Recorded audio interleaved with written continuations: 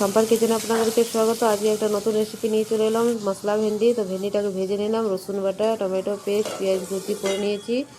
এইখানে ভেন্ডিটাকে ভেজে নিচ্ছি। তারপরে কড়াইতে তেল দিয়ে দিলাম, জিরে ফোড়ন দিয়ে পেঁয়াজ কুচিটাকে দিয়ে দিলাম, নুন, হলুদ, জিরে গুঁড়ো দিয়ে একটু কাশ্মীরি লঙ্কার গুঁড়ো দিয়ে দেবো। তারপরে খুব ভালো করে ভেজে নেব।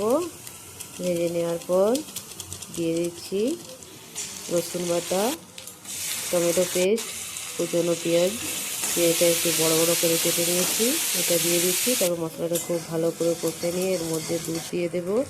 দুধটাকে আমি দিয়ে দিচ্ছি, একটু দুধ দেবো।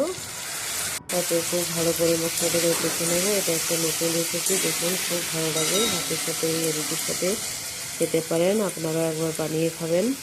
দুর্দান্ত একটা মশলা ভেন্ডি রেসিপি।